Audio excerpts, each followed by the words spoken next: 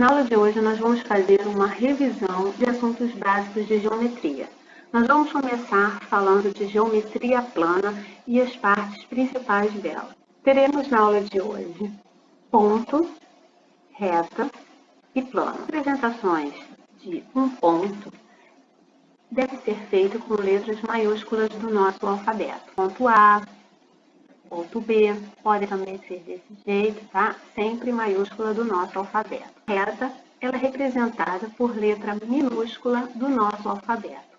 Então, nós podemos ter umas representações assim, reta S, por exemplo, ou também pode ser indicado com as setinhas para as duas direções. Por exemplo, boto aqui como reta T. Também podemos ter assim em qualquer direção. E o plano, ele é representado por letra minúscula do alfabeto grego. Vou colocar algumas representações aqui. Poderia ser assim, plano beta, também aqui, plano alfa. Pelo ponto P, que está sendo representado aqui, nós temos infinitas retas que podemos passar por ele, tá? Aqui eu representei somente com 3, mas você poderia continuar traçando retas, inclusive em cima da outra reta, que seriam as retas coincidentes, nós vamos ver mais para frente. Aqui nós temos dois pontos, o A e o B, eles estão indicando uma posição em uma reta. Na reta, ela possui infinitos pontos, tá? Ela teria outros pontos aqui, mas aí a gente geralmente, para representar, a gente destaca dois pontos dessa reta. Reta é a figura formada pela justaposição dos pontos. Então, aqui eu estou dando um exemplo do que é uma reta, uma semi-reta e um segmento de reta. A reta ela é infinita para ambas as direções. A semi-reta ela tem um início em uma direção e para outra é infinita. E o segmento de reta tem um início e um fim. No caso que a gente já viu bastante, que é do plano cartesiano, o plano cartesiano é formado por duas retas, que são infinitas. Então, por isso que são retas infinitas em x e em y. Quando a gente faz, por exemplo, uma função de primeiro grau, que foi matéria do primeiro ano, você encontra reta. E ela pode estar crescente, ela pode ser decrescente. No mesmo plano cartesiano, a gente também pode delimitar, ou seja, criar pontos nessas retas que a gente faz, dando limite. Aqui eu teria um segmento de reta AM, teria um segmento de reta NB, teria um outro segmento AB. Então, tudo isso são segmentos, quando eu pego pedaços, trechos de uma reta e dou limite, de início e fim. Aqui as posições, eu já comentei sobre isso. A reta ela pode estar na horizontal, pode estar na vertical, pode estar inclinada. Plano é um objeto formado pelo enfileiramento das retas. Então, gente, o plano ele é constituído de várias retas enfileiradas e juntas, bem próximas uma à outra.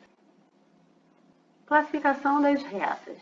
Nós temos as concorrentes, oblíquas, paralelas, perpendiculares, transversais, ortogonais e coincidentes. Os ângulos. Nós vamos chamar de ângulo a região entre duas semi-retas. Nós já sabemos que semi-retas ela tem um início e não tem para o outro, Para o outro sentido, ela é infinita. Porém, também o ângulo ele pode ser formado por dois segmentos. Quando a gente começar a montar os polígonos, a gente vai ver isso na próxima aula. Aqui nós temos um exemplo de como montamos um ângulo. O O, que fica ali unindo as duas semi-retas, é chamado de vértice, o ponto O. E nós temos o ponto A e o ponto B, que nós escolhemos somente para representar. Mas lembramos que aí nós podemos ter vários outros pontos nessas semi-retas. A semi-reta, ela é representada por aquele símbolo que eu já mostrei anteriormente. Então, nós temos o OA, e nós temos uma semi-reta OB. E o ângulo, ele pode ser representado dessas formas que foi colocado aí embaixo, ok? Como nós medimos um ângulo, gente? O ângulo, eles serão medidos a partir de uma reta horizontal em sentido anti-horário, ou seja, no sentido diferente do relógio, ok? Então, esse aqui é o sentido anti-horário, o contrário né, aos ponteiros do relógio. A medição dos outros ângulos, né, que ele parte do 360, que é o completo, a medição dos outros, ela é proporcional. Então, ela vai indo. A metade do ângulo total de 360 é 180 graus e a metade dos 180 graus vai ser 90 graus, e assim por diante. A bissetriz, ela divide dois ângulos, eles vão ficar congruentes, ou seja, vão ficar iguais. Então, ela pega um ângulo inteiro e divide ao meio. Vou colocar aqui um exemplo, tá vendo? A bissetriz ali, então nós temos ali o ângulo AOC.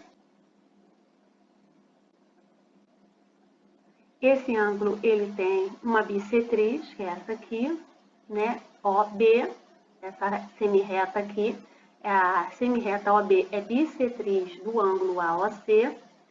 Então, ela está dividindo isso aqui em partes iguais. Então, eu tenho aqui um outro exemplo para a gente poder mostrar. Se eu estou indicando que isso aqui é a bissetriz, então significa que A vai valer, ângulo A, ó, vai valer 20 graus. Outro exemplo aqui agora, nós precisaremos montar uma pequena equação aqui.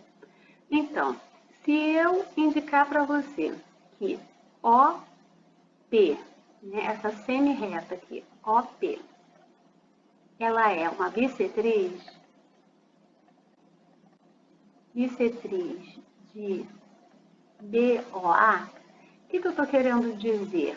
OP é bissetriz de BOA, então significa que este daqui vai possuir o mesmo valor desse daqui, então eles são iguais.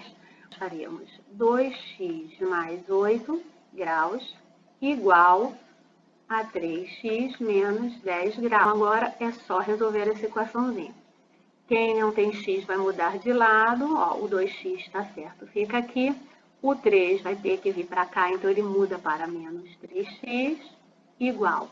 O menos 10 já estava no lado certo, e o 8 foi para lá trocar de lado, ficou menos 8 graus. Então, aqui eu terei 2x menos 3x, fica menos x, igual a menos 18 graus. Menos com menos, já sei que vai dar mais, então, só vou colocar aqui em forma positiva, tá bom? O grau, ele nunca vai dar negativo não, porque como ele representa uma abertura, né? A abertura, ela existe, então ela não pode ser negativa. Agora nós vamos usar aqui alguns exemplos para mostrar alguns outros cálculos envolvendo o ângulo. Nesse primeiro exemplo, este modelo, nós temos aqui um ângulo reto. Toda vez que tiver esse símbolo, quer dizer que aqui vale 90 graus. E aí nós chamaremos de ângulo reto. O próximo, nós temos aqui, nesse modelo, 180 graus. Nós chamaremos isso daqui de raso. E o último aqui, nesse modelo, equivale a 360 graus e chamaremos de nulo. Isso é importante para a gente poder calcular esses que nós vamos ver agora. Nesse primeiro caso aqui, nós já sabemos que ele vale 90. Então, tudo isso aqui vale 90 graus. Então, significa que se eu somar minha primeira parte, meu primeiro ângulo, com o meu segundo, eu tenho que ter 90. Basta montar a equação. X mais 30 graus igual a 90 graus. O x mantém, o 30 muda de lado, então fica 90 menos 30, porque mudou de lado. Eu terei x igual a 60 graus. Vou calcular o próximo, que também são perpendiculares, então aqui está formando 90 graus. E eu preciso somar também as duas partes, os dois ângulos. Então, montando a equação, eu terei 2x menos 30 graus mais o x, tudo isso igual a 90 graus. Juntar esse 2x com esse mais x, ficarei com 3x aqui. Esse menos 30 vai para o outro lado, positivo. Então, no outro lado fica 90 mais 30 graus. 3x igual a 120 graus. Tudo que está na frente do x multiplicando passa para o outro lado, dividindo 120 graus sobre 3, isso vai dar 40 graus. Próximo aqui, eu já tenho o quê? O raso, que é 180 graus. Então, se eu somar todos esses ângulos, eu terei 180. Montando, nós temos x mais 3x mais 15 mais x, tudo isso igual a 180 graus. Observe que se você quiser, você já poderia juntar esse x com esse x e colocar 2x aqui, tá? Que é a mesma coisa, né? Somar depois. Mais 3x mais 15 igual a 180 graus. Agora, olha só. X, né? 2x mais 3x, 5x. O 15 passa para o outro lado, subtraindo, porque ele mudou de lado. 5x igual 180 menos 115 é 165 graus. Tudo que está na frente multiplicando passa para o outro lado dividindo. Então, o 5 vem dividindo. Eu terei x igual a 33 graus. Agora, eu vou deixar para vocês alguns exercícios, tá, sobre esse conteúdo de cálculo dos ângulos. Qualquer dúvida, volte, olhe para ver como você faz os exemplos que eu já dei. E se a dúvida continuar, pode deixar aí nos comentários que na próxima aula eu começo a aula reforçando se tiver muitos comentários sobre o mesmo tema, tá? Com dificuldade. Ok? Então, até a próxima aula, pessoal.